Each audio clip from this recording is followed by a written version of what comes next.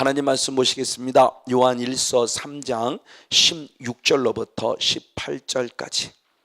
요한일서 3장 16절로부터 18절까지 말씀. 네, 우리 한 절씩 교독합니다. 그가 우리를 위하여 목숨을 버리셨으니 우리가 이로써 사랑을 알고 우리도 형제들을 위하여 목숨을 버리는 것이 마땅하니라.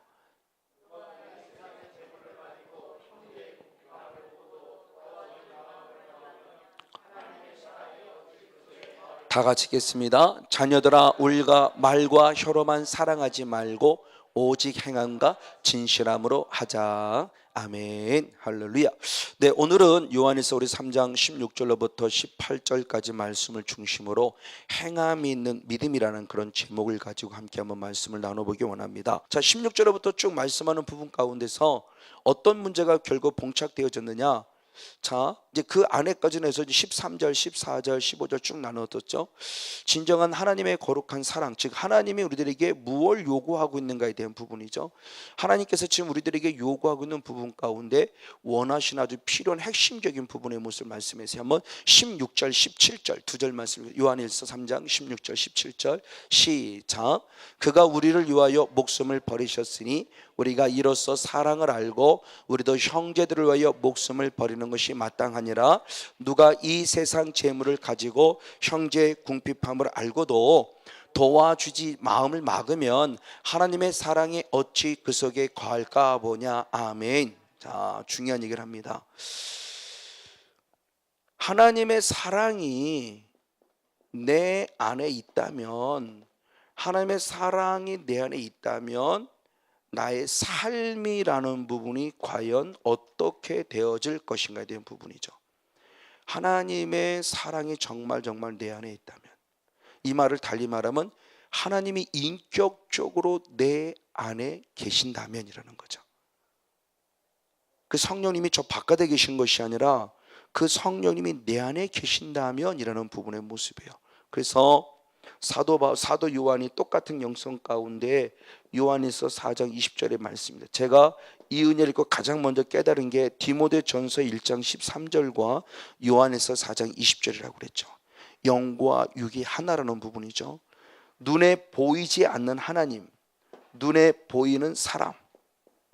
그러면서 눈에 보이지 않는 하나님을 사랑한다고 하면서 눈에 보이는 사람을 사랑하지 않는 것은, 하나님은 누구보다 사랑한다고 해요.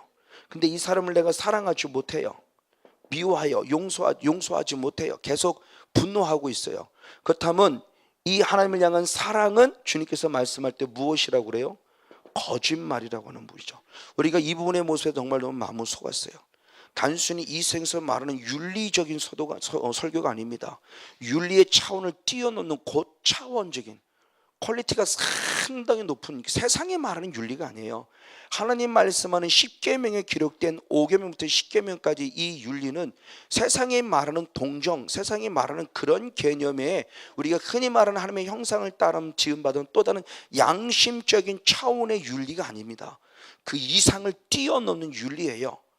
그냥 일반적인 윤리는 동정심입니다. 그러나 성경이 말하는 윤리는 하나님의 사랑이 전달되는 거예요. 내 안에 계시기 때문에 나타나는 사랑입니다. 동정, 불쌍히 여긴다는 개념 속에 우리가 생각 말하는 게 일반적인 동정심이 아니에요. 그건 차원이 달라요. 그럼 동정이 안 가면 안 할 수도 있다는 얘기잖아요. 아니요. 하나님의 사랑은 이미 나는 받았기에 안 하는 것 자체가 결국 뭐냐? 이게 죄라는 개념이에요. 그러니까 상당히 퀄리티가 높은 고차원적인 영적인 거룩한 윤리를 말하는 거예요. 그러니까 이 부분 속에서 정말 제가 걸렸던 거죠. 그러니까 하나님이 저를 제일 먼저 이것부터 깨트린 거예요. 이 은혜를 잊고요. 그래서 집사님 앞에 무릎 꿇게 했고요. 그리고 자녀들과의 관계도 회복되고 아내와의 관계도 회복되는 정말 내 안에 천국이니까, 그러니까 결국은 가정 천국도 이루어지더라는 거죠. 정말 어쨌든 맞아요. 이런 모습입니다. 이 말씀을 달리하면 사도 바울은 고린도 교회에게 그렇게 얘기했습니다. 고린도 후서 13장 5절 말씀을 보겠습니다. 고린도 후서 13장 5절 한 절 말씀을 봅니다. 같이 있습니다. 시작. 너희가 믿음 안에 있는가? 너희 자신을 시험하고 너희 자신을 확증하라. 예수 그리스도께서 너희 안에 계신 줄을 너희가 스스로 알지 못하느냐? 그렇지 않으면 너희가 무엇한 자니라? 버리운 자니라. 자, 예수님은 중요한 말씀하셨어요. 사도 바울 때 정말 네가 믿음 안에 있는가? 늘 네 자신을 무엇해야 돼요? 시험해야 되고 또 무엇해야 돼요? 확인해 봐야 돼요. 그러니까 뭐 그런 믿음 안에 게 믿습니다. 이게 믿음이 아니고 믿습니다. 그리고 뭐 사탄아 떠나가 이 믿음을 이런 믿음을 말하는 게 아니고, 그러니까 성령님이 말씀하는 진정한 믿음은 인격적인 주님이 내 안에 임하셔서 그를 통해 나타나는 열매를 원하고 있다는 거예요. 네가 정말 믿음 안에 있는가 스스로 너 자신임을 시험해보고 확증해보라는 거. 다시 말하면 성령님이 성권영 목사야 네 안에 정말 계시느냐는 거죠. 네 안에 계시다면 생각이 다를 거고, 네 안에 계시다면 언어가 다를 거고, 네 안에 계시다면 삶이 다를 거라는 거죠. 성령님이 내 안에 계시는데 미워하는 마음 줄 수 없고요, 성령님이 내 안에 계시는데 음란한 마음 줄 수 없고요, 성령님이 내 안에 계시는데 나쁜 마음을 줄 수가 없다는 거죠.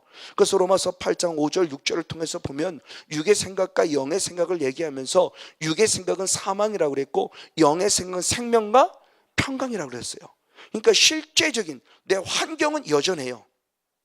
환경은 변함이 없어요. 상대방은 하나도 변하지 않았어요.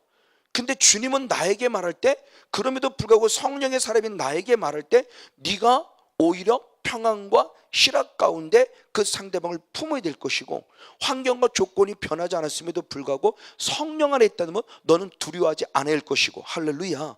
이게 성령님 안에 이루어진 인격적인 성령님을 만난 자의 모습인 거죠. 그래서 정말 주님이 네 안에 계시한다면, 즉 믿음이라는 걸 쓸 때 예수님이 내 안에 계시는 건데, 내 안에 계시지 아니한다면 이것은 잘못된 거, 너는 버리운 자라는 거. 왜? 믿음이라는 자체가 요한복음 1장 12절에 보면 뭐예요? 영접하는 자예요. 영접한다는 것은 그분이 내 안에 임하셨다는 거고 그분이 내 안에 계신다는 거잖아요. 근데 그분이 내 안에 계심에도 불구하고 내가 누군가를 미워한다면 가짜라는 거죠. 주님이 내 안에 계시는 것이 아니라는 거죠.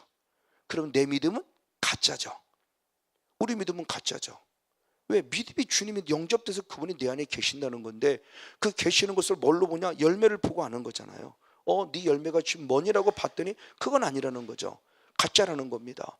그래서 사도행전 9장의 말씀에 사울의 영성으로 살았을 때입니다. 물론 사울의 영성으로 살았을 때 다메섹 도상으로 가면서 예수 그리스도를 믿는 자들을 박해하려고 가던 중에 예수님을 인격적으로 만나죠. 그때 사울아 사울아 그럽니다. 누구십니까? 그랬더니 예수님의 중요한 답이 나타나죠. 예수님 뭐라고 했습니까? 나는 내가 무엇하는 핍박하는 예수라는 충격적인 얘기를 하고 사울이 한순간에 꼬꾸라집니다. 사울은 예수님을 핍박해 본 적이 없어요. 이미 그분은 돌아가셨어요. 예수님을 핍박한 적이 없어요. 오직 예수 믿는 사람을 혹시라도 핍박했던 적은 있지만, 결국 주님은 뭘 말씀하는 거죠? 스데반 집사가 죽은 것은 육의 조건으로 볼 때는 사울이 스데반 집사를 죽인 것 같지만 영적인 조건으로 보면 결국 누구를 죽였다는 거예요? 스데반 집사님 안에 계신 예수님이죠.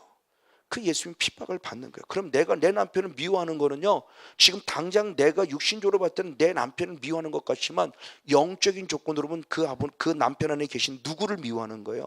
예수님. 그럼 예수님이 얼마나 아파하고 핍박을 당하겠냐고요. 이 말을 달리 말하면 성권영 목사가 핍박하는 게 아니었죠. 내 안에 누가 핍박하는 거예요?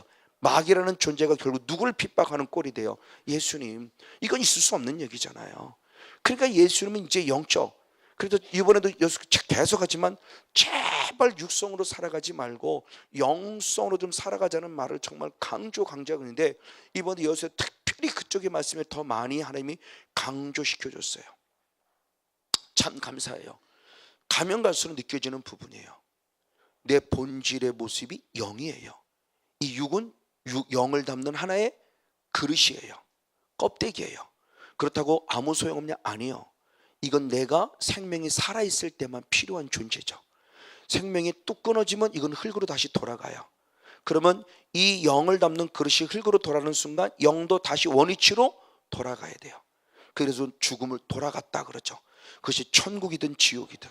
바로 이런 모습에서 우리 육도 중요한 모습이 되는 것을 수없이 말씀을 드렸어요. 그렇기 때문에 육의 눈에 보이는 사람을 사랑하는 것이 결국 눈에 보이지 않는 누구를 사랑하는 거다?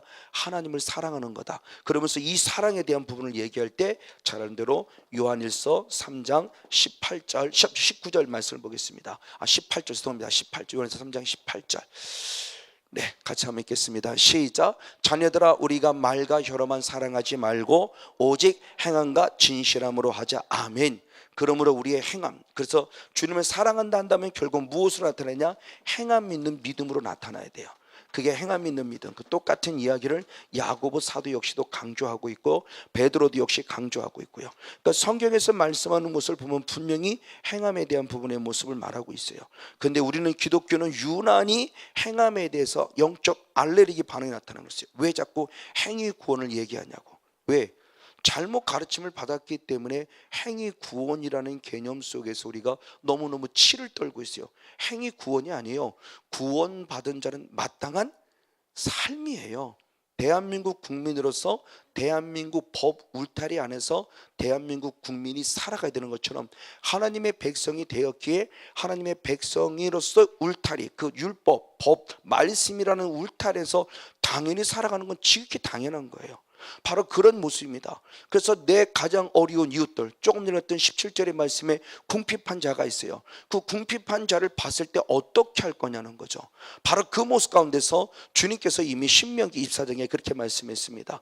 24장 19절로부터 한번 22절까지 말씀을 보겠습니다. 신명기 24장 19절로부터 말씀을 봅니다. 같이 한번 읽겠습니다. 시작. 내가 밭에서 곡식을 벨 때 그 한 뭇을 밭에 잊어버렸거든 다시 가서 취하지 말고 객과 고아와 과부를 위하여 무엇하라?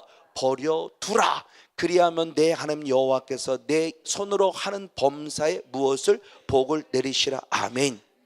그렇죠? 쉽게 말하면 결국 나보다 더 가난한 자를 위해서 이삭을 다 줍지 말고 남겨두라죠. 남겨두라예요. 이삭을 남겨두래요. 농사를 지었거든 아주 그냥 깐깐하게 싹쓸이 해가지 말고 좀 남겨두라예요. 왜? 나보다 더 가난한 고아와 과부가 있어요. 우리나라도 지금 약하지만 아프리카 쪽 같은 이런 쪽에 있는 사람들 또는 지금 이슬람권에 이쪽에 있는 사람들 계통들의 모습이 많이 그런 부분들이 있죠. 특별히 이스라엘은 그래요. 왜 과부와 고아가 생길 수밖에 없냐? 이스라엘은 수시로 전쟁을 치렀거든요. 그러니까 20세 이상이 되면은 수시로 전쟁을 치러서 나가야 돼요. 아빠도 나가야 되고 형도 나가야 되고 오빠도 나가야 돼요. 그러니까 남자가 모자랄 수밖에 없는 거예요. 남자가 모자랄 수밖에 없기 때문에 집안에 남으면 전혀 죽으면 결국 고아일 뿐이고 과부일 뿐인 거죠. 그러니까 결국은 나라와 민족이 또 살려야 될 때 하나님이 법으로 만들어 놓은 거죠. 그래서 고아와 과부를 위해서 이런 모습을 잘 보여 순종한 자가 누구냐? 보아스죠. 이방인 루시라는 여인이 어머니를 모시고 이스라엘 땅에 왔어요. 고국 땅에 왔어요. 그때 보아스가 이삭을 남겨둠을 통해서 루사 그것을 집어가라. 그래서 그것을 통해서 어미와 함께 이 말씀을 잘 순종해서 결국 보아스는 나중에 다윗이라는 아주 중요한 영적 혈통을 남기는 통로가 되죠. 처음에 말대로 축복이었어요. 내 하나님 여호와께서 내 손으로는 범사의 복을 내시라면서 이 거룩한 축복을 남겼어요. 이 모습을 지금 하나님께서 우리들에게 하라고 지금 명령을 내리시는 겁니다. 주님도 똑같은 말씀하셨어요. 누가복음 13장 19절 말씀을 봅니다. 누가복음 13장 19절 말씀. 죄송합니다. 11절 말씀. 대답하여 가라되 옷 두 벌 있는 자는 옷 없는 자에게 나눠줄 것이요 먹을 것이 있는 자도 그렇게 할 것이니라. 아멘. 그러니까 먹을 것이 있는 자는 작든 크든 많든 적든 상관없이 먹을 것이 없는 자에게 무엇해라? 나누어 주라요. 그래서 나름대로 신학생 때부터 성경을 읽으면서 좀 깨달은 바가 있어서 내가 목회하려면 난 이렇게 하리라. 그래서 저희들이 벌써 이제 다음 주 20주년이에요. 제가 목회하면서 참 신학생들 하면서 목회하면서 어떻게 20년을 해? 20년 하면 정말 위대하게 봤어요. 근데 제가 벌써 20년입니다. 참 쉽지 않은 시간들의 모습을 가지고 부교적 생활 빼고 군포에 시작한 것만, 그 전에 그 생각 한번 훨씬 넘지만 군포에 시작한 것만 시작해서 여기까지 온 게 벌써 20년. 참 세월이 뭐 어떻게 빨리빨리 흐른다는 그런 모습을 어쩌면 느낄 수 있을 것 같아요. 어쨌든 20년이 돼서 지금까지 변함없이 하는 것이 있어요. 신학생 때부터 성경을 느끼면서 나는 꼭 선교, 나는 꼭 구제, 나는 꼭 장학사업, 이것을 나는 꼭 하리라. 왜? 하나님은 가난한 자들과 항상 함께 하라고 했다. 주님도 있는 자를 온 것이 아니라 없는 자를 위했고, 주님이 건강한 자를 온 것이 아니라 병든 자를 오신 것처럼, 주님께서 의인을 오신 것이 아니라 죄인을 오신 것처럼, 그래 맞아라고 말하며 나름대로 정말 목회하기 전부터 신학생부터 하나님 앞에 기도했고 간구했던 모습, 지금까지도 가장 어려워도, 그래서 저희는 선교 헌금, 구제 헌금, 장학 헌금은 아주 특별 헌금으로 따로 뗍니다. 따로 떼고, 이것은 아주 특별한 경우가 아니라면 이용하지 않고 계속 그것만을 위한 목적을 갖고 지금도 합니다. 그러나 하되 우리는 절대 은밀하게 합니다. 성도계 할 때는 더더욱 은밀하게 하고요. 이건 저와 알고 재정만 합니다. 재정 집사만 알고, 나중에 물론 연말 때는 보고하지만 그냥 선교가 이런 상으로 나갔다는 보고만 하지 어디에 뭐 했다는 모습은 안 하고, 그냥 선교했다, 그냥 구제했다, 장학사업 했다 그러고요. 사진 찍고 뭐 하고 그러진 않아요. 왜? 주님이 은밀히 하라고 그랬더라고요. 그러면 그래 맞아, 나도 순종해서 은밀히. 어쨌든 바로 이런 주님의 명령이에요. 이런 대표적인 교회가 이방인 교회인 마게도냐 교회였어요. 마게도냐를 보면은 고린도후서 8장 1절로부터 5절까지 말씀, 8장 1절로부터 5절을 봅니다. 시작. 형제들아, 하나님께서 마게도냐 교회들에게 주신 은혜를 우리가 너에게 알게 하노니, 환난의 많은 시련 가운데서 저희의 넘치는 기쁨과 극한 가난이 저희로 풍성한 연보를 넘치도록 하게 하였다. 아멘. 잠시 한번 2절 다시 한번 더 봅니다.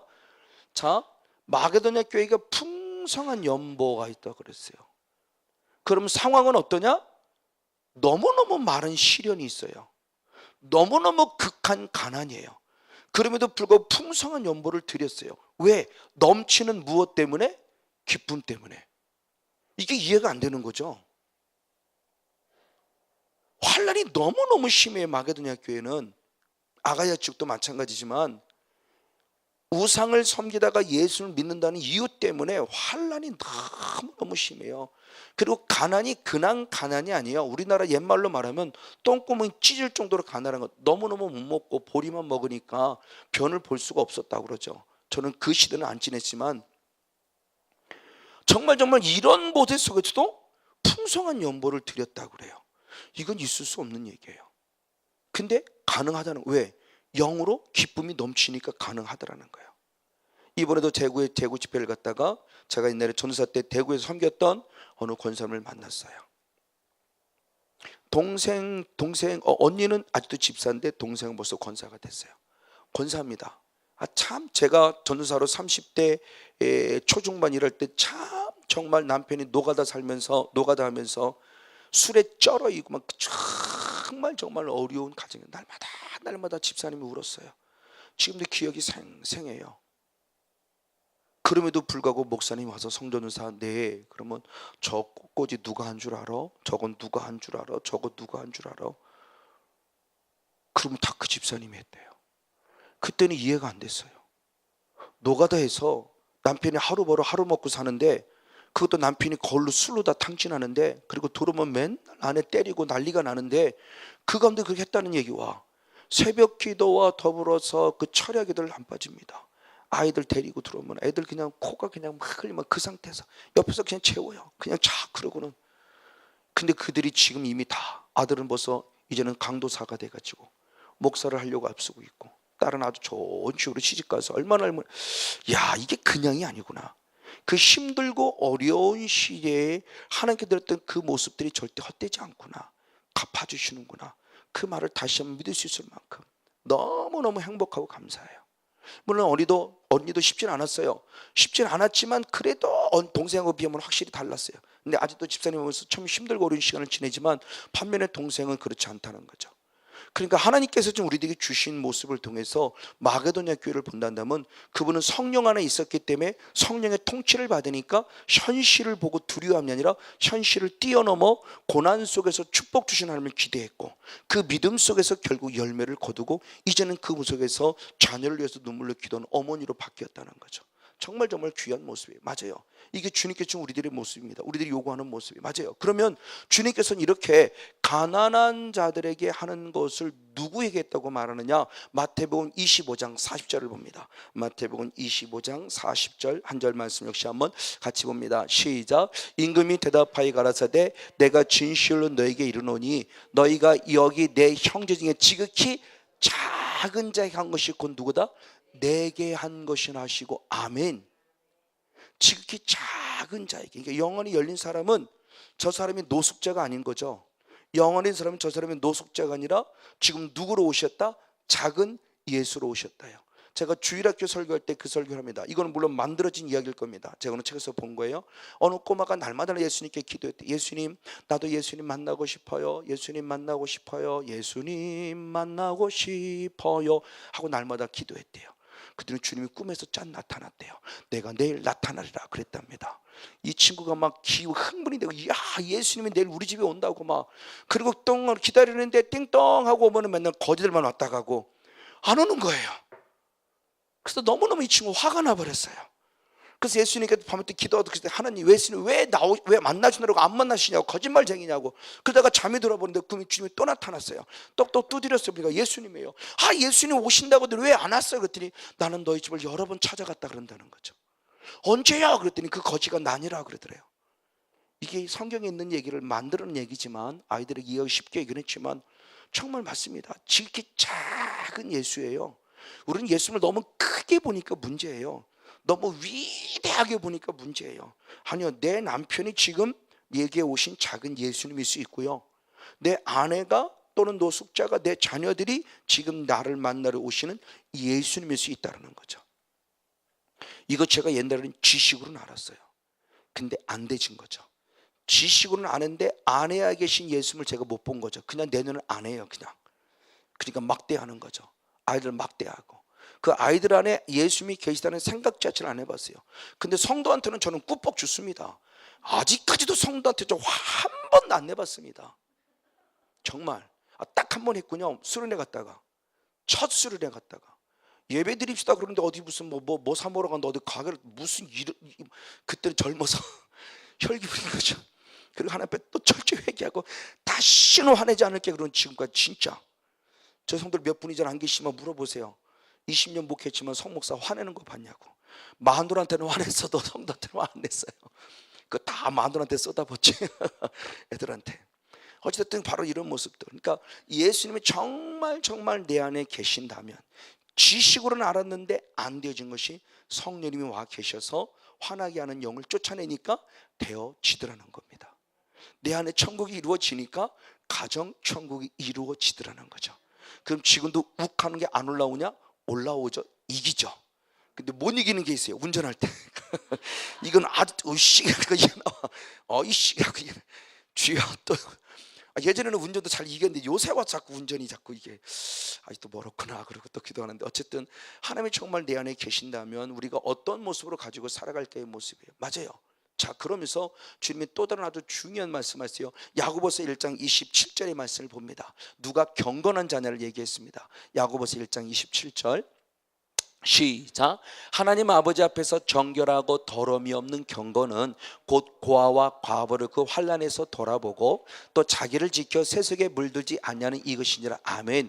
우리가 대부분 경건한 사람은 주여 막 하고 뭐가 신비한 이런 사람하고 우리가 경건한 사람인 줄 알았어요. 근데 성경에서 말씀하는 사람은 그런 사람하고 경건하다고 말하지 않더라고요. 정말 내가 경건하다는 것은 누구를 돌볼 줄 아는 사람이다. 고아와 과부를 돌볼 줄 아는 사람이고 세속에 물들지 아니하는 사람이 진짜 경건한 사람이다. 아멘. 그렇죠. 그러니까 영적인 경건은요, 기도 많이 하고 목소리가 깔깔깔깔 이런 사람이 경건한 게 아니고요. 나 봤어 이런 사람이 경건한 사람 아닙니다. 절대 속지 마세요. 절대 경건하지 않아요. 진짜 경건한 것은 눈에 보이든 눈에 보이지 않든 어려운 자들과 함께하는 자이고, 스스로 믿음을 지켜서 세속에 물들지 아니하는 자가 영적으로 경건한 자라고 말합니다. 그러면서 주님은 반대로 말할 때 잠언서 17장 5절의 말씀을 봅니다. 잠언서 17장 5절 시작. 가난한 자를 조롱하는 자를 이를 지으신 주를 멸시하는 자요 사람의 재앙을 기뻐하는 자는 형벌을 면치 못할 자니라. 아멘. 가난한 자를 무엇하는 자? 조롱하는 자. 결국 누구를 멸시하며요? 하나님을. 그 가난한 자를 지으신 하나님을. 그래서 우리가 욥의 새 친구와 같은 영성을 가지면 참 큰일입니다. 내 그럴 줄 알았어. 잘난 척하다니. 그렇죠? 욥에게 하나님의 음성을 들려줘야 될 새 친구들의 모습이 하나같이 가서 정죄했죠.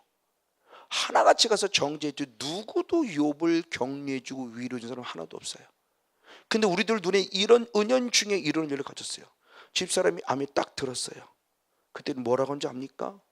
성령 사역한다며 비아냥거리는 거잖아요. 그러니까 성령 사역한다는 네가 날다고 뭐 한다 나름대로 깝죽깝죽 뭐 하는 게 왜 병이 걸렸냐는 거죠. 그럼 바울은 왜 병이 걸렸어요? 그럼 뭐라고 답할 거예요? 그래서 더 이상 말할 가치가 없어서 여기까지입니다. 그리고 딱 하고 얘기하지 않았어요. 참 우스워요. 근데 우리들의 인식 속에 이게 있어요.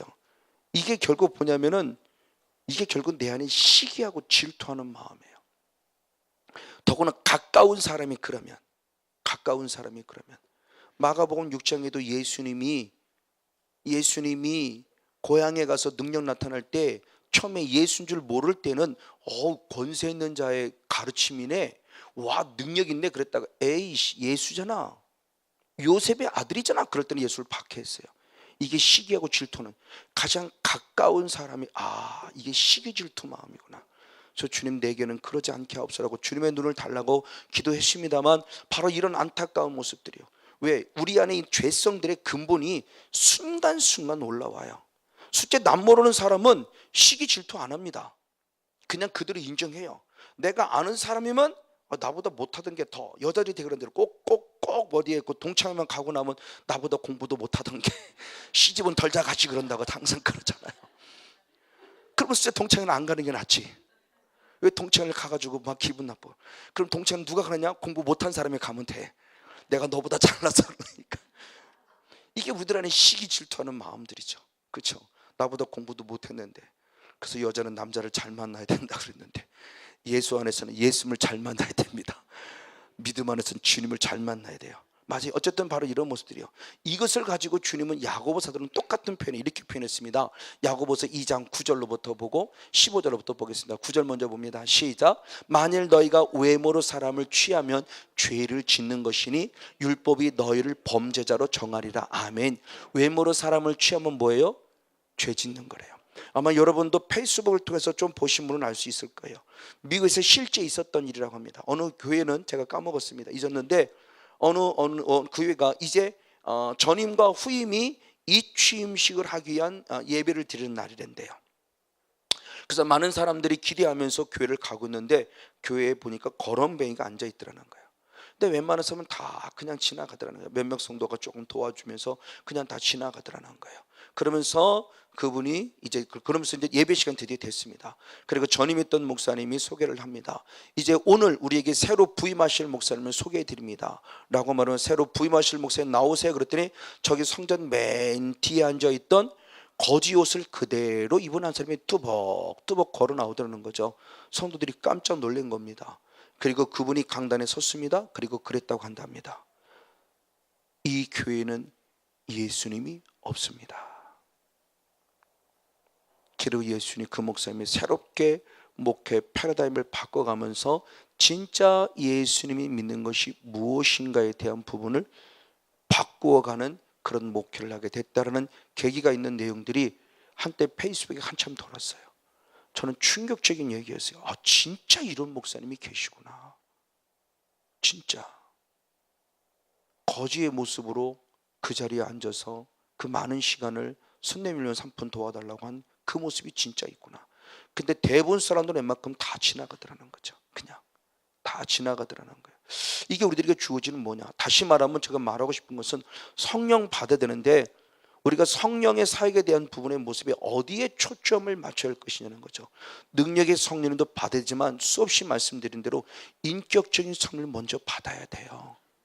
그래야 그분을 통한 나오는 긍휼히 여기는 마음이 상대방을 살릴 수 있고요, 그 긍휼을 통해 나오는 마음이 능력을 통해서 열매를 맺을 수 있는 거죠. 근데 인격적인 주님은 없고 능력만 갖고는 뭐 귀신 쫓아낸다, 병 고친다, 그것만 갖고는 위험해요. 정말 위험천만합니다.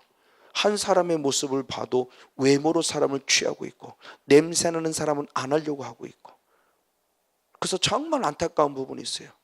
그래서 예수님이 정말 내 안에 계신다는 분이 과연 무엇일까? 단순히 외모로 저 사람은 안 되는 사람하고 뭐라 하지 말고, 안 되기 때문에 그 외모로 이미 사람을 취하는 사람은 죄 짓는 사람이라고 해서 15절 16절의 말씀을 계속 보인다. 15절 16절 17절 시작. 만일 형제나 자매가 헐벗고 일용할 양식이 없는데 너희 중에 누구든지 그에게 이르되 평안히 가라, 더 없게 하라, 배부르게 하라 하며 그 몸에 쓸 것을 주지 아니하면 무슨 이익이 있으리요? 이와 같이 행함이 없는 믿음은 그 자체가 무엇이다? 죽은 믿음이에요. 그러니까 그 사람을 나도 봤어요. 눈으로 봤어요. 안 됐다 싶어요. 그래서 참 안 됐네요. 또는 내가 기도해 줄게, 힘내세요. 당연한 얘기예요. 기도할게, 힘내주세요. 힘내세요. 이건 지극히 당연한 거예요. 근데 그것도 립서비스 하면 거짓말이고, 그렇다면 그런 것보다 더 중요한 모습은 내가 가진 것이죠. 가진 것을 나누라는 거죠. 영이면 영을 나누든, 육이면 육을 나누든, 밥이면 밥을 나누든, 떡이면 떡을 나누던, 돈이면 돈을 나누던, 있어서가 아니라 없는 걸 나누는 거죠. 그래서 아까 찬양하듯이 말씀드렸지만, 형제의 손을 잡고 기도해 받는 그 참사 마지막의 말씀이 줄 수 있는 것만으로도 감사해요. 저는 그 마음이, 그 극한의 가사가 가슴에 이렇게 팍 와닿았어요. 그래서 눈물을 주저리면서 찬양해서, 맞아요, 하나님 부족한 종에게 이만큼 주셔서 이걸 나눌 수 있고 줄 수 있는 것만으로도 감사해요. 그래서 정말 최선을 다해서 짧은 시간이지만 섬기려고 애썼고, 주님 마음에 흡족한 마음 들으려고 애쓰다 왔어요. 맞습니다. 그러니까 주님이 정말 우리들에게, 그러면서 중요한 말씀이, 믿음은 믿음인데 이 믿음의 모습을 얘기하면서 행함이 있는 믿음과 행함이 없는 믿음을 얘기하면서, 있는 믿음은 결국 무엇이요? 살아있는 믿음이지만 행함이 없는 믿음은 무슨 믿음이라는 거예요? 죽은 믿음이라고 그랬잖아요. 죽은 믿음이라서 헛껍데기라는 거죠. 주님 분명히 죽은 믿음을 얘기함에도 불구하고 행위를 얘기하면서 영적이냐 알레르기 반응을 또 탁 튀면서, 특별히 목사님들이, 그래서 목회자 성회하면 이번에는 없었어요. 이번에 없었고 5차, 6차, 3차 매 차마다 있었던 것 같아요. 꼭 와서, 물론 공식 수학상에서 질문하고 어떻게 대적하려고 한 질문은 아닙니다만, 꼭 끝나고 나면은 이렇게 은밀하게 물어보시는 분들이 매번 있었어요. 그 행위에 대한, 그래서 행위에 대한 부분은 그렇게 오해하지 말고 잘 들으려고 이렇게 또 한 번 설명하고 또 한 번 또 설명을 해도 이미 고정관념식으로 딱 잡혀 있으니까 행위에 대한 개념을 잘못 잡고 곡해를 하더라고요. 그래서 목사님 절대 그런 의도가 아니에요. 다시 한 말씀을 또 얘기하고 또 들려줘도 이미 내게 꽉 차 있으니까 다른 말씀은 들려지는데 이 행위에 대한 개념이 안 들어와지는 거예요. 수용이 안 되는 거예요. 말씀이 얘기하고 있습니다. 그래서 교리라는 게 이렇게 무섭구나. 교리가 딱 잡혀 있으니까 안 들어와요. 정말 안타까운 부분이죠.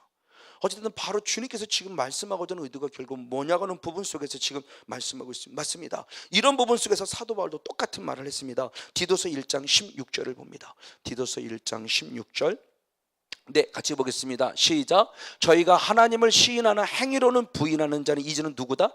가증한 자이고 복종치 아니하는 자이고 결국 선한 일을 버리는 자예요. 즉 죽은 믿음을 가진 자는 누구냐는 거죠.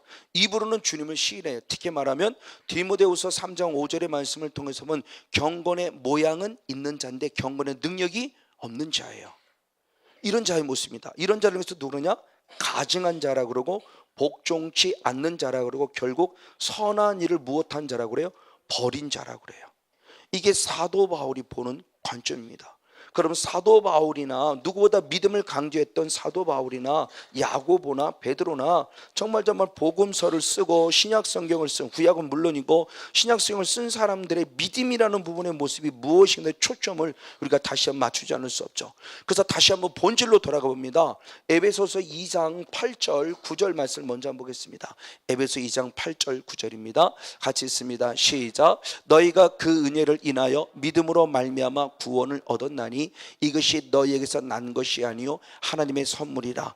행위에서 난 것이 아니니 이는 누구든지 자랑치 못하게 함이라. 아멘. 우리의 구원은 우리 하나님께서 우리 주신 믿음이라는 모습을 보시고 주신 하나님의 무엇이에요? 선물이에요. 은혜요.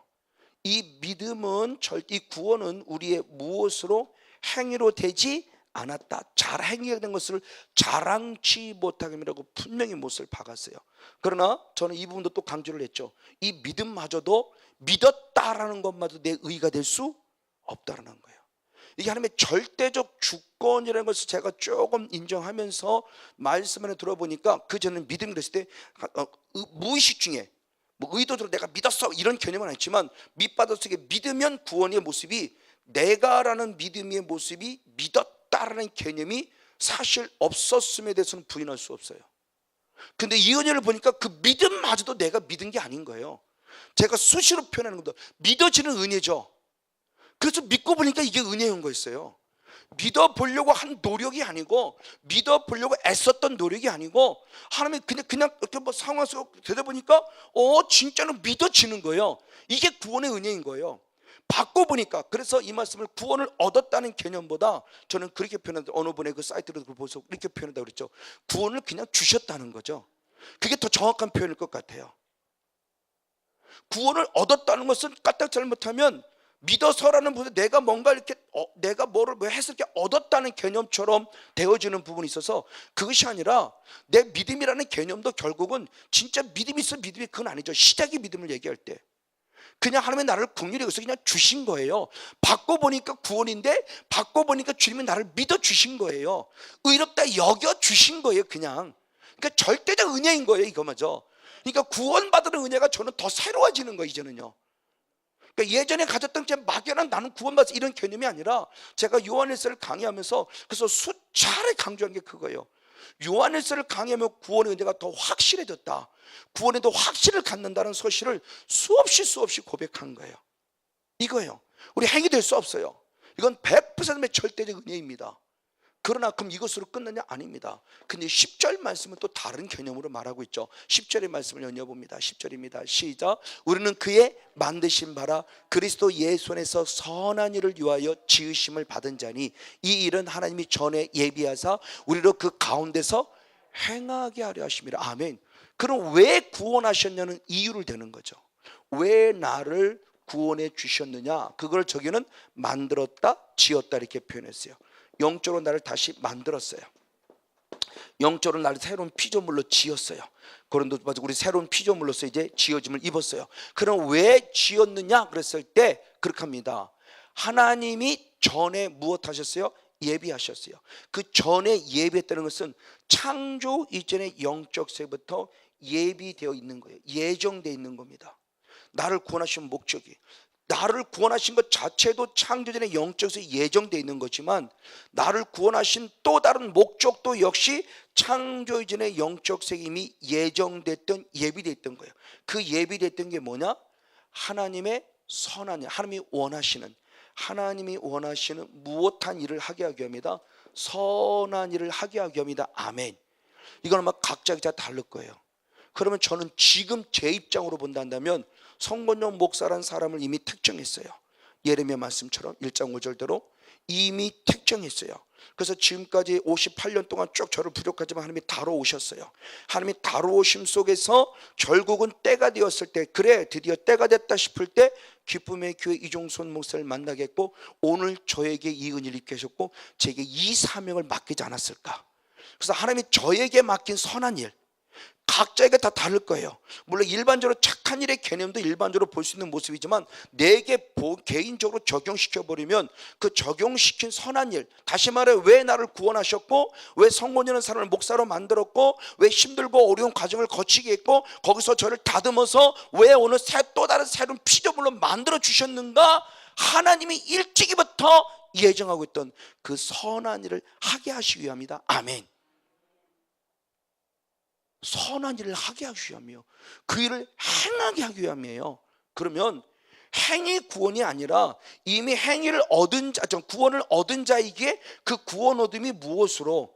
행위로, 선한 일로 표출되지 된다는 거죠. 이게 주님이 저를 위해 구원하신 목적이라는 거예요. 행위 구원이 아니에요.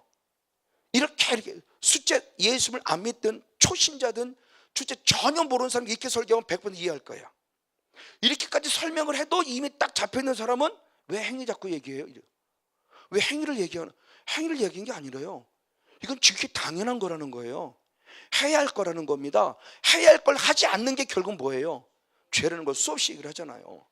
그래서 죄와 의는 배지장 차이라고, 무슨 의를 행하는 게 대단한 게 아니고 죄 짓지 않는 걸 말로, 다른 말로 표현하면 의를 행하는 것이고, 의를 행하지 아니하는 것을 다른 말로 표현하면 결국 그게 뭐 짓는 것이고? 죄 짓는 것이고. 그러니까 의와 행위, 또 죄에 대한 모습을 뭐 대단한 크게 생각하고 뭐 의를 뭐 무슨 흔히 우리가 흔히 말하는 자기 때문에 뭐 위대한 뭐 자기를 들은, 아니요, 그게 아니고 아주 간단하게 생각하면 죄와 의는 한 장 차이예요. 그냥 한 장 차이예요. 그러니까 그런 모습에서 마땅히 하야를 있을 뿐이에요. 그래서 누가복음 17장 10절 말씀에도 나는 무익한 종이로소이다, 마땅히 하야할 일을 했을 뿐입니다라는 신앙의 고백이 나온다는 거죠. 바로 그 신앙의 고백에 대한 차원의 모습을 말하는 겁니다. 맞습니다. 그랬을 때 디도서 똑같이 얘기합니다. 디도서 2장 14절을 봅니다. 디도서 2장 14절 시작. 그가 우리를 대신하여 자신을 주심은 모든 불법에서 우리를 구원하시고, 아멘, 우리를 깨끗하게 하사, 할렐루야, 무엇에? 선한 일에 열심하는 친백성이 되게 하려 하심이더라. 아멘. 나를 왜 구원하셨느냐? 간단합니다. 성모님 목사님, 나를 위해 살아달라는 거죠. 이제는 너를 위해 살지 말고. 그래서 사도 바울의 고백이 고린도후서 5장 15절에 그렇게 기록합니다. 고린도후서 5장 15절입니다. 역시 있습니다. 시작. 저가 모든 사람을 대신하여 죽으심은 산 자들로 하여금 다시는 저희 자신을 위해 살지 않고 오직 저희를 대신해 죽었다가 다시 사신 자 예수 그리스도를 위하여 살게 하려 함이니라. 아멘. 이 사실을 알기 때문에 사도 바울은 로마서 14장 7절 8절 말씀대로 죽어도 누구를 위하여? 주를 위하여. 살아도 누구를 위하여? 주를 위하여. 왜? 나는 누구의 것이기에? 주의 것이. 소속감이 확실하잖아요. 그러니까 성모님 목사를 비롯해 우리 모두가 다 같이 은혜를 삼을 뿐 아니라 은혜를 나누는 위치에 섰을 때 절대 내가 드러나서는 안 된다는 거죠. 하나님이 높여져야 되고요, 하나님의 영광을 위해야 되고요, 주를 위해야 돼요. 나를 위해서 하나님을 이용하는 건 이건 우상 숭배가 똑같다고 그랬어요. 하나님의 다른 신을 섬기는 것도 우상이지만 하나님을 나를 위해 섬기는 것도 우상이라고 그랬어요. 출애굽기 20장 23절의 말씀에. 그러니까 하나님께서도 말씀해요. 나를 너희들을 위해 살지 말라고 그랬어요. 나를 믿는다고 하면 너희들 위해. 그것이 곧 우상을 숭배하는 거라고 그랬어요. 그러니까 우리들의 모습에서 신앙의 관점이 완전히 달라지지 않으면, 그러니까 주를 위해라는 확실히 서면 순교가 되겠더라고요. 지금 같은 상황이라면 순교가 될 것 같아요. 근데 모르겠어요. 조금 더 믿음이 약해지면 어떨지 모르지만 지금 같은 상황이라면 야, 정말 주를 위해 죽을 수 있겠구나 싶어요. 이런 상태에서는 주를 위해 죽는 것도 가능하겠구나. 왜? 정말 삶에 대한 미련이 지금으로 하나도 없어요. 뭐 더 잘 살고 싶은 것도 없고요, 뭐 더 잘 먹고 싶은 것도 없고요. 이것만으로도 감사하고요. 먹을 수 있다는 것도 감사하잖아요. 못 먹는 사람, 먹었다는 욱하는 사람에 비하면 먹을 수 있다는 건 얼마나 감사해요. 그러니까 이렇게 생각해서 조금만 돌려보니까 그냥 다 감사가 되더라고요. 그러니까 이제 찬양 하나하나가 제 신실한 신앙의 고백이고요, 말씀 하나하나가 제 신실한 신앙의 고백으로 이제 읽혀지고 보여지고 들려지는 거예요. 그러니까 다시 또 한번 간 누색을 올려 다시 느껴지는 거야. 옛날에 처음에 읽었을 때 그 사글도 눈물했던 그 모습이 조금씩 또 회복되는 것도 참 감사해요. 이제는 말씀 자체가 그냥 보이질 않아요. 다시 한 번 더 말씀이 새롭게 또 요걸로도 또 보여져요. 얼마나 감사한지 몰라요. 맞아요. 어쨌든 바로 이런 모습입니다. 맞습니다. 이런 모습들을 통해 지금 사도 바울이 말하고자 하는 의도의 모습입니다. 그래서 사도 요한일서 똑같이 말합니다. 요한일서 2장 29절의 말씀입니다. 요한일서 2장 29절 역시 같이 있습니다. 시작. 너희가 그의 의로우신 줄을 알면 의를 행하는 자마다 그에게서 난 줄을 알리라. 아멘. 자, 중요한 말씀입니다. 예수님이 의인인 줄 알아서 그분을 믿음으로도 의인이 됐어요. 그럼 예수님이 의인 줄 알아 우리가 믿음으로 의인이 되었으면 예수님처럼입니다. 예수님처럼 무엇을 그 의를 행할 때에 하나님이 나를 보면서 나를 뭐라고 그래요? 네가 그에게서 예수 그리스도에게 난 줄을 주님이 무엇한다? 아신다는 거죠. 그러니까 주님이 성건영 목사가 네가 내 아들인지 아닌지를 내가 어떻게 하느냐는 거죠. 네가 내 아들이 의로운 줄 알아서 네가 네 의로운 줄 알아 네 죄 이름을 고백하는 순간 네 죄는 내가 다 뒤집었었고 내 사랑 아들의 의를 너한테 전해서 너는 의인이 되었다. 그럼 의인 되면 끝나냐? 아니다. 의인 됐으면 의인답게 의롭게 살아라는 거죠. 대한민국 백성이 됐으면 대한민국 법을 지키며 살듯이 하나님의 백성이 됐으면 하나님의 법을 지키며 살라는 거죠. 이게 지극히 당연하다는 거예요. 다시 말하면 그것이 아니면 그거 죄라는 거예요. 죄. 그러니까 우리가 조금만 생각을 바꾸면 능히 이 모습이 어떤 것이 알 수 있다는 거죠.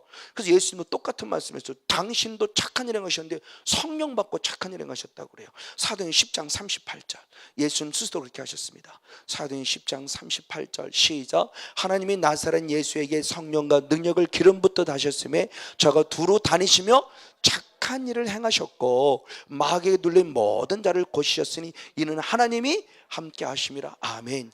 하나님의 아들도 착한 일을 행하셨어요. 그 착한 일은 결국 선한 일입니다. 아가도스. 즉 하나님이 하라고 하신 일을 했어요.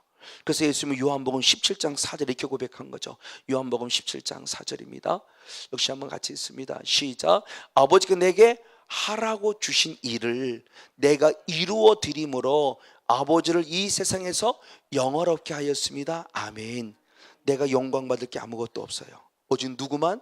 하나님만, 예수님만. 그럼 예수님이 하고 싶은 일 했습니까? 아니요. 하라고 하시는 일만 했습니다. 그래서 예수님은 하나님께 뭘 받았다? 명령을 받았다 그러죠. 예수님은 한 번도 이 땅에 하고 싶은 일을 하러 오셨다고 말하지 않았어요. 하라고 하신 일, 나를 보내신 아버지의 뜻을 이루려 왔다고 말하며 그를 했는데 그 일한 것도 내가 드러나고 내가 나타남이 아니에요. 오직 누구만? 아버지의 영광만. 우리가 여기에 영적인 포인트만 맞춘다면 하나님이 너무너무 기뻐하실 것 같아요. 그렇죠? 송 목사 왜 자꾸 너 드러나? 라고 책망하시는 거죠. 요는 봐라, 너 이거 내가 원하는 게 그게 아닌데로 책망하시죠. 그럼 빨리 절제해야죠. 빨리 무릎 꿇어야죠. 빨리 겸손해야죠. 주님 용서해 주시옵소서라고 회개해야죠. 그리고 하나님만 높여드려야 됩니다. 정말 다시 한 번 더 여기 있는 성원영 목사를 비롯해 부족하지만 함께 사랑에 참석해서 하나님의 은혜를 구하는 저와 여러분은 내가가 아니고 내 안에 계신 하나님이요 나를 쓰시고 계신 하나님만 높여드리는 우리 모두가 되기를 주님으로 간절히 축복하고 축원을 드립니다. 그러면서 이렇게 주신 사명을 주셨습니다. 역시 말씀을 봅니다. 마태복음 5장 14절 16절 말씀. 누구의 사명을 주시나 어떤 사명을 주시냐 같이 있습니다. 시작. 너희는 세상의 빛이라 산 위에 있는 동네가 숨기지 못할 것이요 이같이 너희 빛을 사람 앞에 비추게 하여 저희로 너의 착한 행실을 보고 하늘에 계신 너희 아버지께 영광을 돌리게 하라. 아멘. 예수님이 그렇게 사셨기 때문에 우리에게도 말합니다. 내가 너희가 세상의 빛이다 라고는 축복을 주셨다. 하나님의 자녀로서. 그럼 세상에 빛이 될 수 있는 무엇 하느냐? 너희도 착한 행실을 통해서 하나님께 무엇을 돌리기를 원한다? 영광을 돌리기를 원한다고 말씀합니다. 맞습니다. 이에 사고도 똑같은 말씀을 하죠.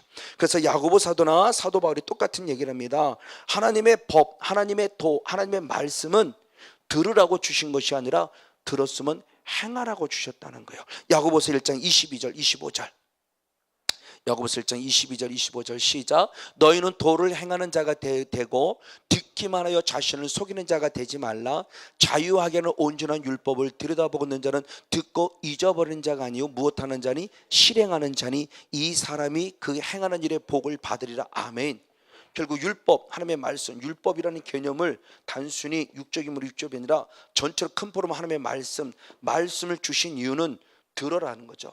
그러나 듣는 것으로 끝나냐? 아니다. 들었으면 이제는 무엇하는 자가 되라? 행하는 자, 실천하는 자가 되는 거죠. 그 말씀대로 살라는 거죠. 왜? 이 말씀이 곧 뭐예요? 명령이에요. 자, 회개하라 라는 말씀을 들었으면 나는 무엇하면 돼요? 회개하면 돼요. 기도하라 라는 말씀, 명령을 들었으면 나는 기도하면 돼요. 성경 읽어라 라는 말씀 들었으면 나는 말씀을 읽으면 돼요. 예배하라 그랬으면 예배하면 되는 거죠. 그렇죠? 그러면 예배하는 행위가 구원 얻으려고 예배 행위를 하냐? 아니요. 구원 얻은 자에게 주신 명령이니까 마땅히 드리는 거예요. 우리가 기도하는 것이 구원 받으려고 기도하던 아니잖아요. 구원 받으니까 감사하게 하나님의 영광을 위해서 우리는 기도하잖아요. 찬양하는 거고. 그 생각의 개념을 조금 바꾸면 되는데 너무너무 예민하게, 특별히 성경을 읽었다 그러고 배웠다는 사람, 다시 말하면 성경에 대해서 이게 전도사의 한계죠. 결국 저도 그랬지만 성경을 전도사까지 되기까지 읽었으면 얼마나 읽었겠습니까? 전도사 되기까지 성경 읽었으면 얼마, 신학생 되기까지 얼마나 읽었겠어요? 다시 말해서 성경의 지식도 성경의 밑바탕도 없이 신학도 뭐부터 배우느냐? 신학부터 배우는 거죠. 신학이 배워서 이게 딱 차이는 왜? 믿음은 들으면서 난다. 그것만 들었으니까 4년 내내 듣지요. 거기다가 또 신년 동안도 3년 내내 7년 동안 지릿다 듣습니다. 또 공부 좀 한다는 사람은 또 박사를 받으면 한 10년 넘게 지릿다 들어요. 그러면 성경을 연구하냐? 아니요. 우리는 칼바르트를 연구하고요, 누구 신학자는 연구할지언정 성경 연구 안 합니다. 저도 목사가 됐지만 목사가 되고 나서 성경이 읽어지죠. 솔직한 고백으로 신학생 때 언제 성경 읽어요? 성경 읽을 시간 여유도 없고요. 그 공부라는 것 때문에 쩔어갖고 성경 읽을 시간 없어요. 그러니까 맨날 신학, 누구는 어떻고 신학책만 보고 신학만 보다가 신학이란 교리에 꽉 차 있죠. 그래서 성경을 막상 딱 들어가고 나면 부딪히기 시작하는 거지. 이제 막 뭐야, 교리는 이렇게 봤는데 성경 이렇게 말하고 막 이게 부딪히니까 이게 막 갈등되고, 저도 그래서 많은 고민이 갈등이 있었고, 그래서 찾고다가 성경 세미나를 그냥 두 군데 다녀보다가 장로교 목사님, 백석충 목사님, 그 깍두기치 가끔 얘기하는 그분 만나면서 저분은 장로님에도 이런 맥락을 갖고 있네. 그러면서 제가 오히려 안위를 얻은 거예요. 그러니까 하나님께 지금 주시는 우리들의 모습을 통해서 지금 우리들의 모습을 결국 뭐를 보느냐 그랬을 때, 삶 속에서 나타나는 하나님의 은혜 가운데 그 열매들을 통해서 나의 존재가 어떤가를 지금 보고 있다는 것을 지금 말씀하고 있는 부분이다. 맞습니다. 그랬을 때 주님께서 보는 모습입니다. 그래서 호세아서 14장 9절에서는 그렇게 표현했습니다. 호세아서 14장 9절입니다. 같이 있습니다. 시작. 누가 지혜가 있어 이런 일을 깨달았으며 누가 총명해서 이런 일을 알겠느냐? 여호와의 도는 정직하니 의인이라야 그 도에 행하리라. 그러나 죄인은 그 도에 거쳐 넘어지라. 아멘. 하나님의 말씀에 대한 부르면서 하나님 말씀은 정직하다 그랬어요. 깨끗하다는 거죠. 결국 하나님 말씀은 순결하다는 겁니다. 그러면서 누구냐? 의인이라야 이 말씀대로 무엇한다? 산다는 거죠. 죄인이라면 말씀대로 살아질 수 없다는 거예요. 말씀대로 살았기 때문에 의인이 아니라 예수님이 나의 구원자로 믿는 의인이 되었기 때문에 의인인 사람은 말씀대로 그 도를 이루어 드리는 자가 될 수 있다는 거예요. 반면에 죄인은 그런 말씀대로 사라질 수가 없는 거예요. 기도하라는 것 지성으로는 압니다. 근데 기도가 되느냐? 안 되죠. 제가 그랬다고 그랬죠. 기도가 안 됐다고 그랬죠. 나중에 알고 보니까 왜 안 되느냐? 어둠이 사로잡고 있었던 거예요. 영의 비밀을 모를 때는 기도를 해야 되겠는데 기도가 안 되니까 얼마나 답답한지 모르는 거예요. 기도해야 되는 거 알아요. 예배하는 거 아는데 예배가 안 되고 기도가 안 되고 말씀이 안 들려지고 말씀이 안 읽혀지는 거예요. 정말 어느 사모님은 그래요. 기도가 안 돼요. 본인도 특별히 회개 기도가 안 돼요. 어떤 분은 말씀만 들으려고 하면 자꾸 졸려요. 이게 다 왜 그러냐는 거지. 이게 그냥이 아니더라는 거예요. 영의 세계를 모를 때는 해결할 수 없었어요. 그래서 때는 일어나 버리기도 하고 세수도 하고 정신도 차려보라고 하지만 회수하고 오고 정신 차리는 것도 잠깐이지, 영이라는 존재가 지배하는데 금방 또 졸게 만들잖아요. 이사야 말씀에 잠들게 하는 신이라고 그랬잖아요. 잠들게 하는 신. 그러니까 정말 영적으로 껴있지 않으면 이게 불가능한 모습들이에요. 그러니까 이런 모습들을 통해서 주님이 일하고자 하는 모습들입니다. 결국 무엇을 말씀하고자 하는 모습인 것이죠. 맞습니다. 그래서 결국 우리의 시작은 믿음으로 시작되는데, 그 믿음이 시작되는 모습이 결국 믿음으로 나타난다고 말하며, 이 믿음의 모습을 말씀할 때 결국 믿음이 뭐냐는 것입니다. 히브리서 10장 22절입니다 우리가 로마서 1장 17절은 믿음으로 믿음에 이른다고 할 때 그 이르는 믿음입니다. 시작의 믿음과 시작의 믿음 계속 강조했고요. 히브리 10장 22절 시작. 우리가 마음의 뿌림을 받아 양심의 악을 깨닫고 몸을 맑은 물로 씻었으니 참 마음과 온전한 믿음으로 하나님께 나아가자. 아멘. 제가 19절로부터 말씀을 보면 이제 지성소의 영성 안에서 마지막 휘장이 찢겨지는 사건에서 드디어 지성소라는 영성에 대한 부분을 얘기할 때 마지막에 말씀을 참 마음과 무엇이라고 그래요? 온전한 무엇으로? 믿음으로 하나님께 나아가자. 아멘. 자, 그러면 로마서 1장 17절의 말씀에 믿음은, 오직 의인은 믿음으로 말며 살 때, 믿음으로 시작해서 믿음에 이른다고 할 때 이 믿음에 대한 모습은 절대적 주님의 은혜임을 분명히 말씀드렸어요. 100% 주님의 은혜예요. 이 은혜로 구원 얻은 거예요. 그럼 이거로 끝나냐? 아니다. 이거로 끝났으면 그 다음에 광야란 교회에 들어와서 무엇으로 양육받습니까? 말씀으로 양육받는데, 그럼 말씀을 왜 주시느냐? 말씀은 듣기만 하는 자가 말씀을 무엇한다? 행하는 자가 되길 원하기 때문에 그 말씀을 행하여서 결국 믿음으로 마지막 요단강을 건너는 이 순종, 이 순종이 결국 뭐냐? 무슨 믿음이라는 거예요? 온전한 믿음이라는 거다. 그러면 온전한 믿음이 무엇인가에 대한 부분을 성경이 말씀하고 있죠. 온전한 믿음이 뭐냐는 겁니다. 내가 보거니와 믿음이 그의 행함께 일하고. 아멘. 행함으로 믿음이 온전히 되는 자, 믿음이라는 부분의 모습을 분명히 야고보는 확실히 정리했어요. 믿음은 무엇과 함께 일하는 거예요? 행함과 함께 일해요. 그러니까 믿음이라는 게 믿습니다라는 막연한 추상적인 단어가 아닌 거예요. 믿음은 확실해야 돼요. 무엇을 통해서? 행함을 통해서. 그렇죠? 그러면 이 행함으로 믿음이 어떻게 만들어져요? 내가 온전한 믿음을 확증시켜 주는 거예요. 그러니까 결국 마지막 지성소에는 온전한 믿음을 함께 나아간다는 그 믿음이 결국 뭐냐? 그러니까 지성소의 영성에 이르는 결국 믿음이 뭐냐? 주님께 내게 뭘 원하는 거예요? 행함 믿음. 그 믿음을 지금 누구로 예를 들었냐? 아브라함을 통해서 예를 들은 거예요. 그래서 23절에 이렇게 표현한 겁니다. 시작. 이에 성경에 이른바 아브라함이 하나님을 믿으니 이것을 의로 여기시다는 말씀이 응하였고 그는 하나님의 벗이라 칭함을 받았다. 아멘. 자, 그럼 아브라함의 예를 볼게요. 지난주도 말씀을 드렸나 모르겠어요. 자, 창세기 12장 1절로부터 3절까지 하나님의 부르심이죠. 소명이에요. 택하셨어요. 자, 부르셨을 때 구원 얻었습니까? 구원 얻지 못했습니까? 아직 구원 얻은 거 아니에요. 그러나 주님의 계획은 구원의 계획을 갖고 이미 부르신 거죠. 그래서 디모데전서 2장 4절에 하나님은 이 땅의 모든 사람이 무엇 받기를 원하신다? 구원 받기를 원한다. 그러니까 우리가 끊임없이 전도하라는 거예요. 하나님의 부르심의 존재가 어떤 소 탁 걸리지 낚시. 그래서 이제는 거기 나가서 사람을 낚는 거부. 그래서 누가 언제 탁 낚을지 모르니까 끊임없이 전달하는 거예요. 아직 구원받지 않았어요. 근데 택함 받았어요. 그래서 벌었어요. 그리고 나서 15장에 들어가서 어떻게 돼요? 15장 5절과 6절 말씀을 6절에 말씀해 보니까 아브라함이 여호와를 무엇하니? 믿으니 어떻다? 의롭다 여기심을 입었어요. 자, 제자들도 똑같다고 그랬어요. 믿음이 있어 제자를 택했습니까? 제자를 택해놓고 믿음을 주셨습니까? 제자를 택해놓고 믿음 주신 거예요. 그러니까 우리의 믿음 대단하다고 착각하지 마세요. 우리는 지금도 계속 주님의 행하시는 분도 믿음이 자라가는 겁니다. 어제보다 오늘이 나 또 믿어지는 거 보세요. 제가 그 요근래 많이 느끼는 거, 어제보다 오늘이 조금 더 믿음의 깊이가 깊어지는 거, 이거구나. 이걸 지성소의 영성이라는구나. 어제 하는 거는 똑같이 물속에 들어가도 얇은 물속에 들어간 거예요. 조금 더 깊이 들어가요. 조금 더 깊이 들어가요. 그래서 우리로부터 흐르는 우리 배의 생수로부터 우리를 창인하게 적실 정도로 들어가야 돼요. 강더럽 흐르는 거룩한 말씀의 깊이 안에 들어가야 돼요. 헤엄할 정도가 돼야 내가 소생한다고 그랬어요. 여기까지도 안 돼요. 창일해서 헤엄할 정도가 돼야 소생되어진다고 그랬다고요.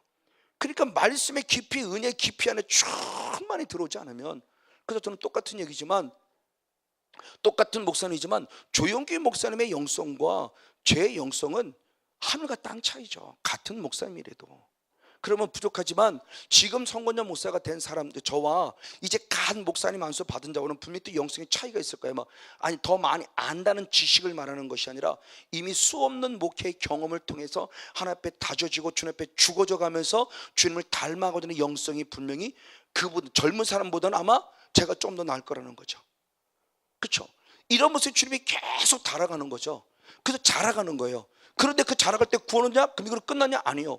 구원 얻고 나니까 18장 19절의 말씀에 택한 이유를 얘기합니다. 내가 너를 왜 택했느냐? 너희가 하나님의 의와 하나님의 공도, 하나님의 도를 행하게 하려고 택했다. 이 뜻을 얘기를 해요. 그럼 에베소 2장 8절 9절 10절 말씀 똑같으죠?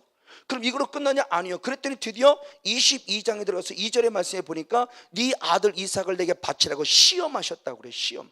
자, 하늘의 별과 같이라고 이미 약속했던 그나마 아들 하나 주셨는데 25년 만에 아들 주셨는데 그 하나 갖고 하늘의 별과 같이는 둘째 치고 둘 준 것도 하나 줘놓고 그 하나를 바치라고 할 때 여러분 바칠 수 있겠냐는 거예요.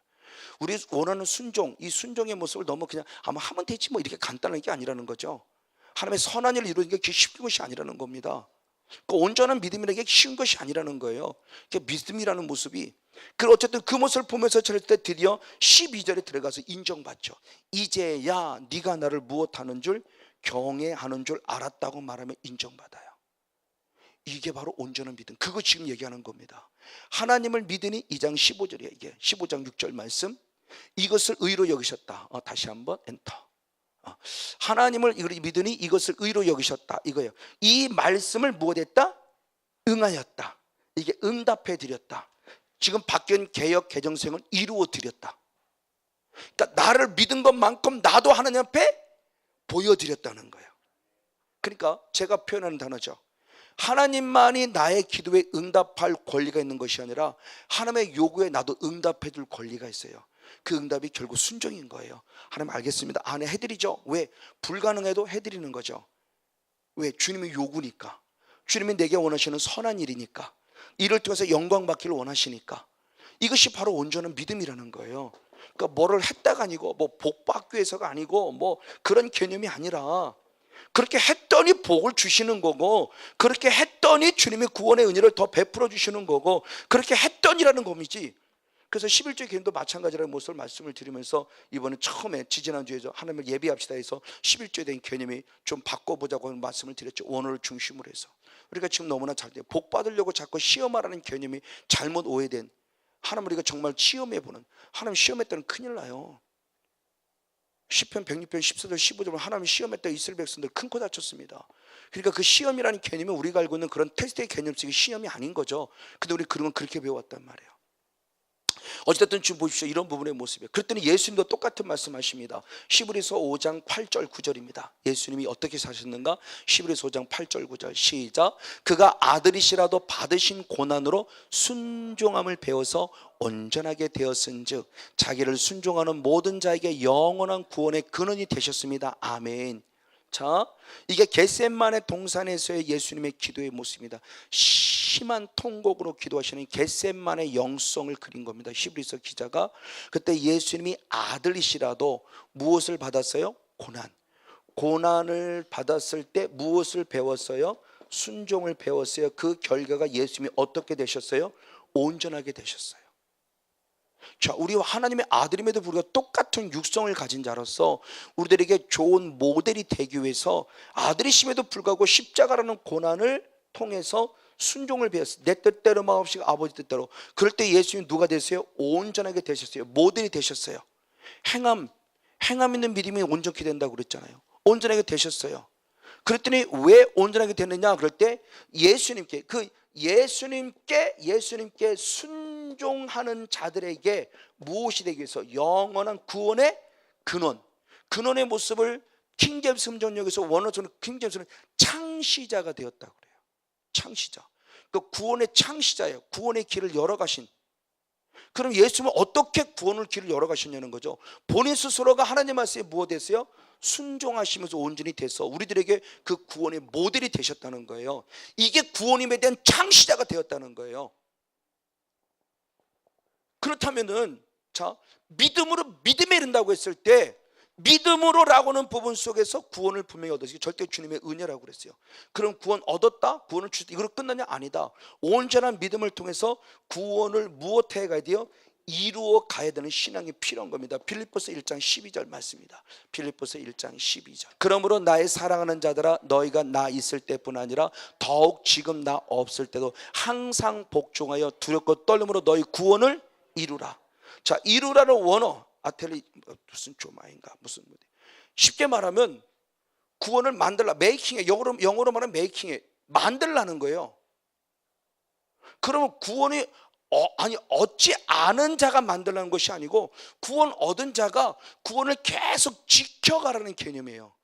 그럼 어떻게 이것을 하게 하기 위해서 13절이 그래서 준 겁니다. 13절 시작. 너희 안에서 행하시는 하나님이시니 아멘. 자기의 기쁘신 뜻을 위하여 너희를 어떻게 소원을 두고 행하게 하시나니 아멘.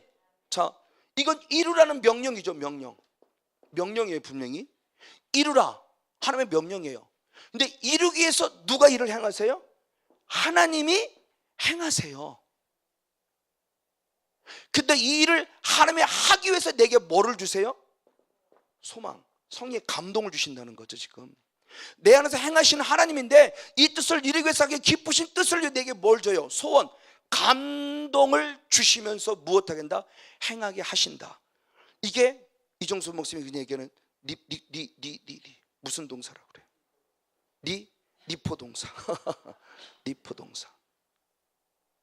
이제는 이게 이제 알 것 같아. 이거구나. 중요해. 그래서 고린도서 3장 6절 말씀에도 물을 주는 이는 나예요. 참 씨를 뿌리는 바울이에요. 그리고 물을 주는 아볼로예요. 그랬더니 잘하게 하시는 분 누구예요? 하나님이에요. 근데 우리 보고 잘하라고 명령해요. 자, 이걸 영적 전쟁에 적용시켰죠. 싸우는 건 나예요. 그렇죠? 하나님의 싸우라는 건 주님의 명령이에요. 싸우라고 명령했어요. 근데 싸우는 건 난데 싸워주시는 분은 누구예요? 하나님이에요. 이걸 이해를 하셔야 돼요. 구원을 이루라 내가 하는 거 아니에요. 성령이 계속 감동을 주니까 그냥 나는 순종을 했었더니 구원을 이루어가는 과정 속에 주님이 저를 축복해서 구원의 바늘에 온전한 믿음의 바늘에서 구원을 이루게 하는 요단강을 건너는 축복을 주셨다는 거죠. 그렇게 하나님이 행하게 주셨다는 겁니다. 그러니까 행위를 내가 하는 행위로 착각하니까 이게 문제가 생긴 거예요. 근데 성경은 또 뭐냐? 현재 능동태예요. 나보고 하라예요. 그래서 저는 그것을 또 그렇게 얘기했죠. 다윗의 예를 들었죠. 다윗이 골리앗과 싸울 때 하나님 저 골리앗 좀 쓰러뜨려 주세요. 이게 아니잖아요. 골리앗을 싸워라 하는 건 주님의 명령이에요. 나가서 다윗이 싸웁니다. 싸워서 물맷돌을 드는 것까지는 누가 해요? 내가, 다윗이 하는 거죠. 그러나 물맷돌을 탁 놓는 순간부터는 누가 책임지는 거예요? 하나님. 이걸 우리가 잘 알아야 된다는 거죠. 지금 주님이 그거 말씀하시는 겁니다. 주님이. 그래서 구원을 이루라고 했을 때 구원을 이룬다고 하는 그 개념이 내가가 아니고 성령이 주시는 감동이라는 거죠. 근데 명령이기 때문에 나는 순종만 했을 뿐인데 하나님이 행하게 주신 거죠. 그러니까 이래도 감사 저래도 감사. 그래서 사도 바울의 고백은 고린도전서 15장 바로 10절 말씀 있을 때 나의 나는 것은 하나님의 은혜이기에 그 은혜가 헛되지 않기 위하여 다른 사람보다 더 많이 수고했는데 그 수고마저도 하나님의 은혜라는 고백이 나오는 거죠. 이게 신실한 진짜의 고백이죠. 그러니까 주님이 지금 우리들이 원하는 진실한 바로 온전한 믿음이라는 부분의 모습입니다. 그러면 온전한 믿음에 대한 대표적인 또 다른 한 예가 바로 마태복음 10장에 부자에 가는 이야기가 나왔습니다. 성경부터 한번 볼게요. 성경 디모데후서 3장 16절 17절 성경 쓰신 목적도 먼저 있습니다. 성경 쓰신 목적 같이 봅니다. 디모데후서 3장 16절 17절 시작. 모든 성경은 하나님의 감동으로 된 것으로 아멘. 교훈과 책망과 바르게 함과 의로 교육하기에 유익하니 할렐루야. 이는 하나님의 사람으로 온전케 하며 모든 선한 일을 행하기에 온전케 하려 함이라. 아멘. 우리가 말씀을 보고 듣고 배워야 되고 말씀대로 살아야 될 이유가 바로 거기 있는 거죠. 말씀 안에 온전히 거하면 누구의 사람으로 온전해져요? 하나님의 사람으로 온전해져요. 아멘. 할렐루야. 하나님의 사람으로 온전해지면 이제 무슨 일을 행할 때 온전해져요? 선한 일을 행하기에 온전케 되어진다. 아멘. 그러니까 말씀 안에만 거해도 온전히 하나님의 사람으로 온전해질 수 있다. 즉 행함 있는 믿음의 주인공이 될 수 있다. 왜? 성령의 감동을 주시기 때문에. 그러면서 그 예를 하나 듣습니다. 마태복음 19장의 사건이죠. 한 부자 청년이 예수님을 찾아옵니다. 그 17절만 쭉 보면 한 부자 청년이 예수님을 찾아서 어떻게 하면 영생을 얻을 수 있겠습니까? 그랬더니 주님이 10계명대로 살아라 그랬더니 이 사람이 나는 이미 다 지켰습니다 그래요. 근데 다 지켰다는 말씀에 똑같은 말씀이 마가복음의 말씀, 마가복음 10장의 말씀과 누가복음 말씀을 통해서 어렸을 때부터라고 그래요. 저 어렸을 때부터 말씀대로 살았다고 그래요.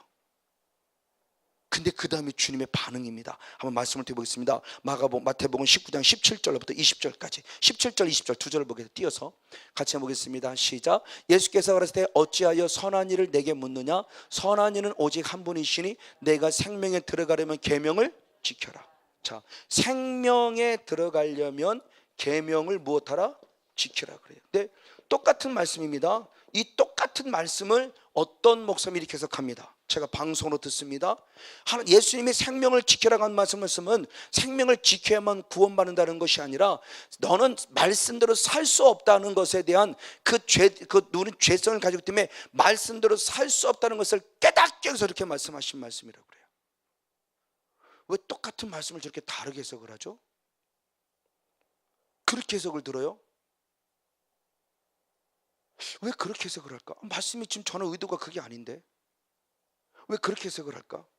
똑같은 본문을 갖고 똑같은 성령이 있다고 하면서 전혀 성경이 원하시는 의도와 다른 각도를 두고 얘기를 해요. 아닌데 말씀대로 살아야 된다고 한 건데 왜? 말씀대로 살지 않으면 그게 뭐예요? 죄고 죄 지으면 결국은 지옥인데 말씀대로 살 수 없다는 것을 알게 하기 위해서 그걸 깨닫기 위해서 저 말씀을 주셨다고 왜 전혀 얼토당토로 해석을 할까? 어쨌든 보십시오. 말씀대로 살았어요. 그럴 때는 청년이 가로되 이 모든 걸 내가 무엇했나이다 지켰사오니 아직도 내가 무엇이 부족합니까? 그럽니다. 저 지켰다는 말씀을 똑같은 말씀을 마가복음 10장 20절로 봅니다. 마가복음 10장 20절 병행구절은 그렇게 표현했어요. 마가복음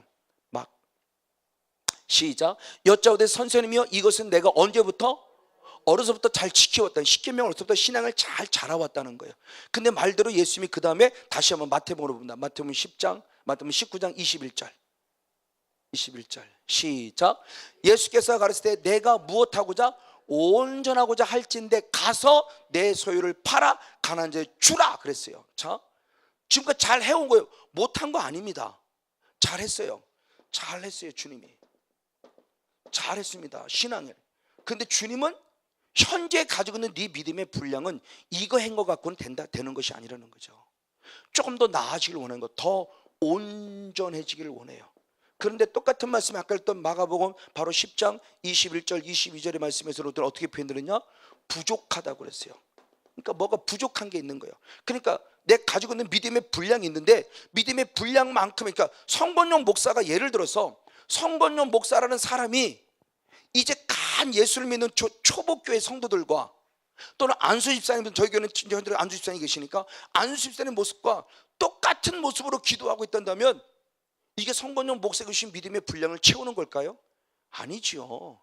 안수 집사님과 믿음의 분량이 똑같죠. 그 믿음의 분량이 다름에도 불구하고 그 모습에서 똑같은 신앙생활 한다면 저는 태자죠. 태자. 지금 그런 모습의 의도예요. 잘하고 그럼 당연히 칭찬받을 줄 알아요. 그러니까 못했다는 책망은 아니에요. 조금 더 온전했으면 좋겠다는 거죠. 조금 더 온전했으면 좋겠다. 그럼 온전한 게 뭐냐? 나는 네가 부자인 걸 알고 있다. 그러니 네 무엇을? 네 소유를 팔아서 소유를 다 팔아라. 그리고 그것을 누구에게 줘라? 가난한 자에게 주어라. 믿음의 분량이면 가능한 것 지금 본 거죠. 근데 이 사람은 이 말씀에 의해서 어떻게 됐어요? 근심됐어요. 왜? 내가 뭐니까? 부자니까. 그러니까 이 사람에게는 영성을 추구하는 것 같지만 아직도 뭐에 매여 있어요? 육이죠. 이게 바로 가시밭이죠. 또는 돌짝밭도 있고요. 돌짝밭은 뭐예요? 말씀 때문에 은혜 받았다가 말씀 때문에 근심돼요. 이게 돌짝밭이에요. 말씀의 은혜를 받았는데 말씀 때문에 근심거리가 돼요. 그래서 거기서 머물러 버리는 거예요. 주님은 충분히 그의 신앙을 더 온전하다는 모습을 보고 있기에 온전하고 조금만 더 하면 온전한 신앙이 될 수 있는데 나는 너의 믿음의 분량 여기까지는 거 알고 있는데 이것 좀 했으면 좋겠다. 그런데 이걸 못하는 거죠.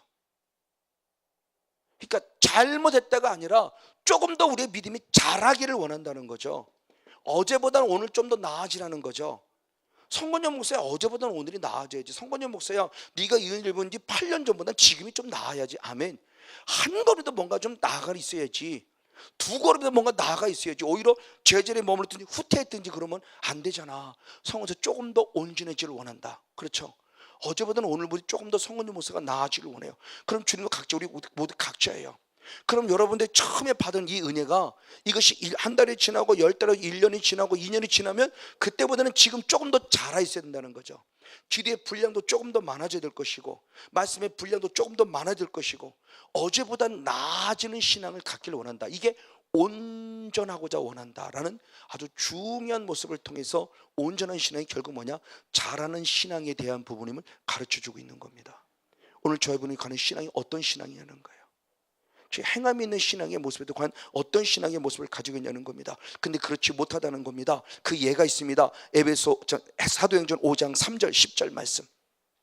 사도행전 5장 3절 10절 말씀 같이 있습니다. 시작. 베드로가 가로되 아나니아냐 어찌하여 사단이 내 마음에 가득하여 내가 성령을 속이고 땅가 얼마를 감추느냐. 아멘.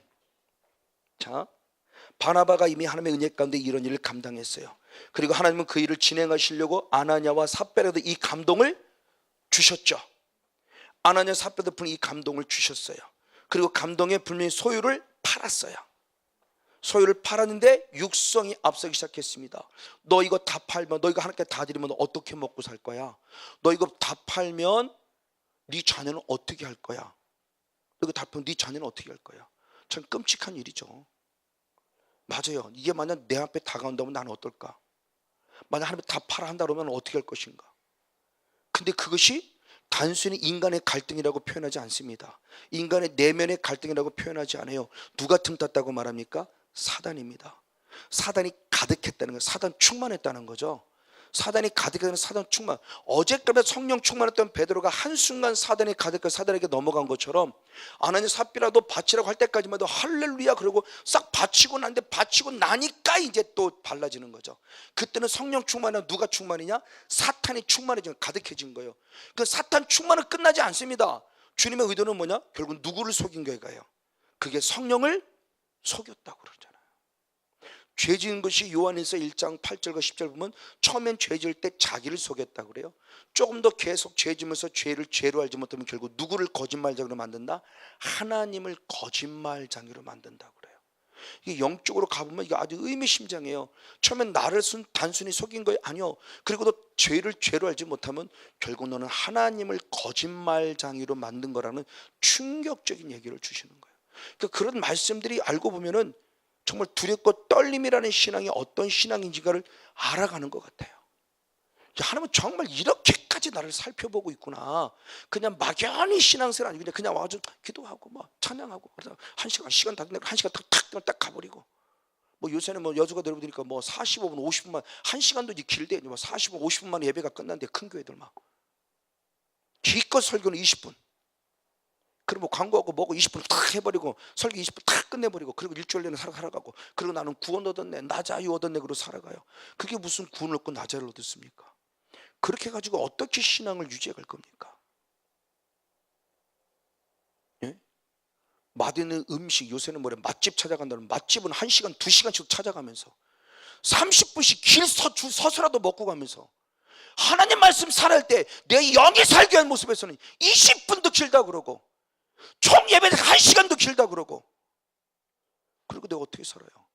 중환병이 들수록 의사들로 7시간 8시간도 수술해 가는데 내 영이 수술돼야 되는데 1시간이 길다 그러고 2시간이 길다 그러고 어떻게 살자는 거예요? 내 영을 지금 수술해 가는데 하나님이 나의 영을 찢어 수술하기를 원하는데 그 1시간이 길다 그러면 어떻게 살자는 거예요? 상처만 건드려 놓고 악한 영만 건드려 놓고 악한 영만 더 열받게 만들어 놓고 그리고 가면 더 머리 아파요. 당연하죠.